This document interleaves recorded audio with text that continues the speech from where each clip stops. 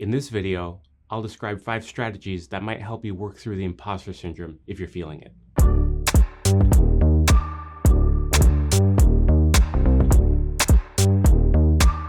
If you're watching this video, you might already be feeling like an imposter. You might have started a new graduate program, you might have started law school. You're in this point of transition where you're somewhere new, somewhere challenging, and somewhere that challenges your identity and whether or not you feel like you actually belong there. It could be because of other peers and the work that you see them doing. It could just be it's a completely new environment and you look around and people don't look like you or act like you. And these feelings of dissonance might cause you to feel like an imposter. And that's tough, right? The challenge with that is that it's not just those feelings. It's those feelings plus other feelings, like you might feel anxious. Because if you feel like an imposter, the second side of that is someone might find you, and that can cause anxiety. It might also cause doubt. If you feel like an imposter, you might doubt your abilities to do the work or to learn something new. Regardless of the feelings that you might experience when you're in the throes of the imposter syndrome, they all tend to have this commonality of feeling like you don't belong there. And that's what I'll get into right now. But before that, I want to first sort of communicate to you and convince you that your feelings are normal and it's okay. It's okay to feel clumsy in a new environment, to look around and see that other people don't quite sort of match you in a number of different dimensions. And by that, I mean, they might be better at you at some things, worse at you at some things. They might come from different backgrounds. All of those feelings are disorienting and they're all normal. It's okay to feel clumsy when you're doing something new. It's in fact necessary when it comes to learning. So now that we have a common language when it comes to what the imposter syndrome is, let's get into some concrete things that you can do to stop feeling like an imposter, to start feeling like you belong there. The first strategy I have is for you to begin to build relationships. And when I say that, I do mean relationships with people, right? Not with your work, not with your books. I don't care about any of that. Build relationships with other individuals in your current environment. They can be peers, they can be people more senior to you, but find ways to go out with those people. You could grab coffee, you could grab lunch. If it's a new city and everyone feels new, you can explore it together. But find reasons to build that community, to build those relationships with other folks. Because in doing that, you'll realize a couple of things. One, your feelings aren't going to feel special. A lot of folks are going to feel like imposters, and sometimes you can talk about it. Second, you'll find that people struggle in similar ways. They might struggle with the same course material. They might struggle with the same sort of transition issues as you. And in finding those commonalities, you'll begin to feel less and less like an imposter. So start building relationships, because if being an imposter is about not belonging, about feeling like you don't belong, then the strategy should be find ways to belong, find ways to build that community and to get to know people in your current environment.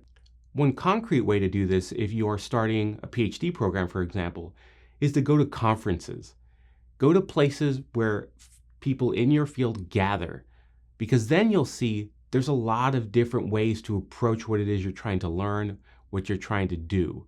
And it's important to see the diversity of approaches, because then you'll find your niche, but you'll also find people doing something totally different and being totally fine. So go to conferences. It's actually it can be pretty fun, even though it can be a little bit of work. The second strategy I have is something that you actually shouldn't do. And that is idolize anyone, really. But in particular, you shouldn't idolize your advisors or any senior colleagues or people, even the best people in your field. Don't idolize them. They're people. And as people, they make mistakes. Some of those mistakes are interpersonal mistakes, but some of those mistakes are actually about the work. And when you position someone as an idol, and I don't mean that sort of in the same way that you think of like a star or a Hollywood actor. That's not what I mean, because it's not a binary. It's not you're a normal person or you're a super famous person. There's a gradient where sometimes, especially if you feel like an imposter, you'll look around and you'll see someone who is very good at what they do and you'll elevate them unnecessarily. You can respect the work without elevating a person. And that's an important distinction. You should recognize that any given person can do amazing work, but they're still a person. And they still had a journey to get as good as they got at that work. So don't idolize them. Find ways to recognize that they've made mistakes.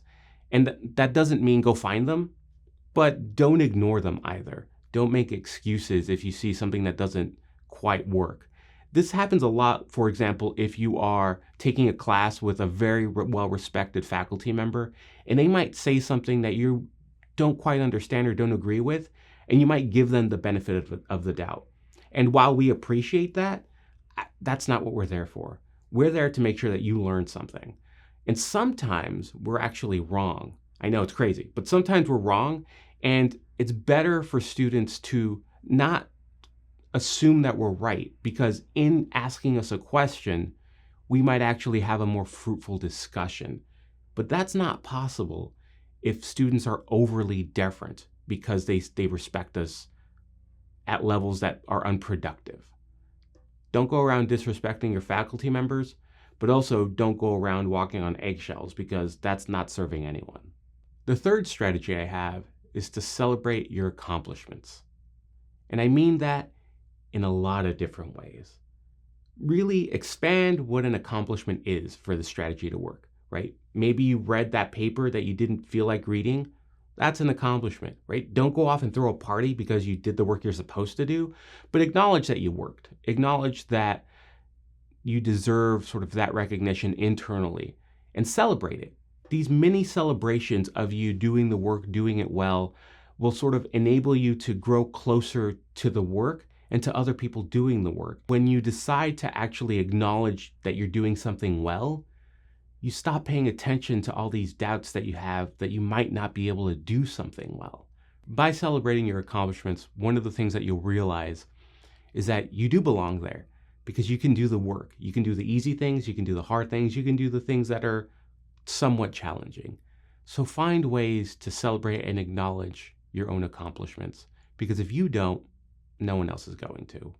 The fourth strategy is all about feedback. Now, I just said celebrate your accomplishments, which you should 100% do. But you should also take feedback. In the academy, we have this process of peer review, where we write something, we think it's really good, it goes off, a few people read it, some of them are dicks about it when they give us feedback, and then we realize that it wasn't as good as we thought it was. There are two things to do in that situation. Get really mad, write a pissy email, and say, no, I'm right, publish the thing I want. Or acknowledging the feedback and incorporating it. Now, granted, that's a false binary, right? There's a lot of things you can do in between, like shut your laptop and go cry, right? That's the thing that happens.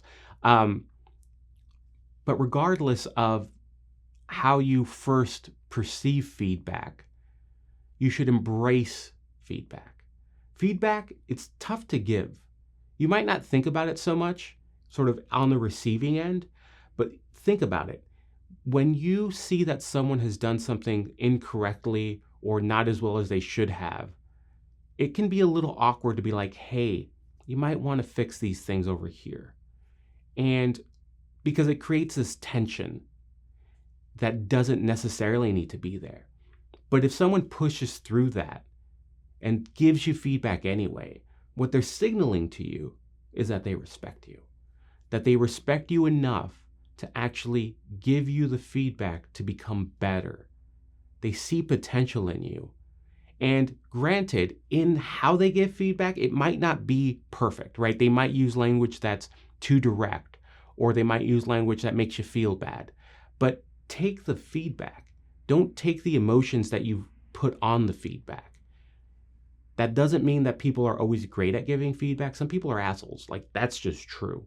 They either don't have the time to give you really well-written feedback or well-thought-through feedback, or they're just naturally bristly, or they like direct feedback. But regardless of who they are, it's important, but regardless of how they give you feedback, acknowledge that in giving you feedback, they've actually paid you a compliment.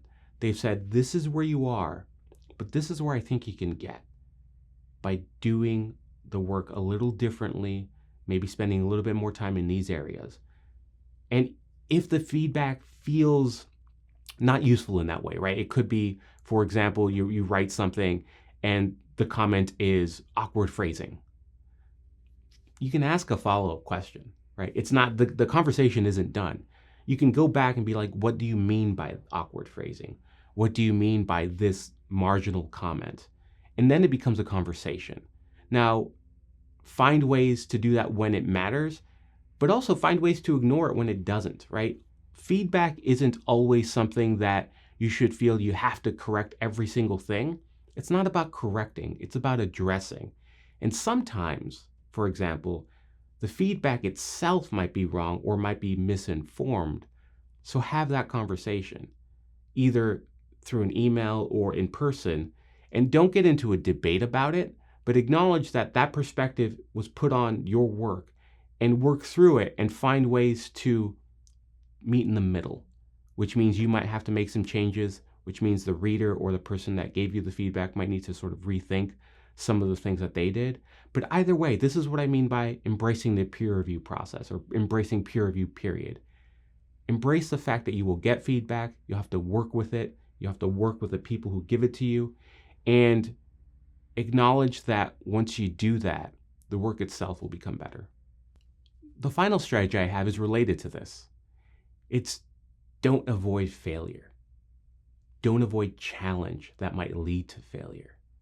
Sometimes when we're an imposter, or we feel, not when we're actually an imposter, when we feel like we're an imposter, unless you're actually an imposter, in which case stop it. But sometimes when we feel like we're imposters in a place, we might recede. We might not want to extend ourselves and do something that is challenging, because in doing that, we might be found out. We might unveil to others that what we did wasn't as good as what people thought we should do, and the mask has come off. So we might be avoidant. We might grow avoidant and not seek out challenge. This instinct is understandable, but you should avoid it. You should dive deep into challenges. This is why I started this video by saying it's okay to be clumsy. It's not just okay, it's necessary. When you're learning something, if you already knew it, you would just do it. You wouldn't need to be in a place where you had to learn something. But in the process of learning comes failure. And through that failure comes calibration. And through that calibration, eventually comes mastery. But you have to be willing to fall down. You have to be willing to fail. You have to be willing to seek out challenges that will make you fall down and fail, because then you'll begin to understand whatever you're trying to learn just a little bit better. And through the process of doing that, you'll learn eventually that that's the best way to do it, to just dive in and try and play. This is why I often tell my students and folks that I talk to about this stuff that playing is one of the best ways to think about challenge. Because when you play, you're just seeing what happens. You're just trying to do something and you're getting that immediate feedback. So when you're trying to learn something new, play around. That doesn't mean don't take it seriously. What I literally mean by that is find the boundaries of what it is you're trying to do and poke at them. And sometimes those boundaries are your boundaries. How much can you do a thing before you fail, right? So play. Try to embrace that challenge so that after a while, it won't be a challenge anymore. It'll just be the thing that you do. Hopefully you found these 5 strategies for coping with, dealing with, eliminating the imposter syndrome helpful.